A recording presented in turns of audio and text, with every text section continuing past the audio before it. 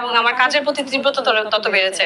আমি এই যে রুমটার মধ্যে প্রায় 1.5 মাস ছিলাম, রুমটার থেকে একদমই বের হইনি। আমার মধ্যে যত ইনোভেটিভ আইডিয়া আছে আমি সেটা বের করে আনার চেষ্টা করেছি। আমার বাসায় আসলে কোনো ধরনের সাপোর্ট আমি প্রথম থেকে পাচ্ছিলাম না। আমি বাজারের ব্যাগ নিজে হেঁটে নিয়ে আসতাম। এটা আসলে মনে হতো যে বাজারের ব্যাগ, একটা মাস্টার্স পাস করা একটা মেয়ে বাজারের ব্যাগ নিয়ে বস্তা নিয়ে রাস্তা দিয়ে আসতেছে, এটা আমার জন্য অনেক বড় ধরনের একটা বাধা ছিল। তো আলহামদুলিল্লাহ আমি বাধা অতিক্রম করে এগিয়ে আসতে পারছি, এটাই হচ্ছে আমার অনেক বড় সার্থকতা। আমি যখন প্রথমে শুরু করেছি তখন হচ্ছে রুমের ভিতরেই করতাম। এমনও সময় গিয়েছে যে আমি রাতে গান ছেড়ে, ফ্যান ছেড়ে ব্লেন্ডার করতাম, তখন বাসার মানুষ যাতে শুনতে না পায়। আমি একা একা মশলা বানাতাম, একা একা স্টিকার তৈরি করতাম, একা একা পেজ মেনটেন করতাম। যে কোনো সবগুলো কাজ আমি একা একাই করার চেষ্টা করেছি। আসলে রমজানে আমরা সবাই পেঁয়াজু খেতে পছন্দ করি, ভাজা পোড়া খেতে পছন্দ করি। তো সেক্ষেত্রে হচ্ছে আমি একটা রেডি মিক্স পেঁয়াজু এবং রেডি মিক্স একটি বেসন তৈরি করেছি। এখানে আমি সকল ধরনের ডাল ইউজ করেছি।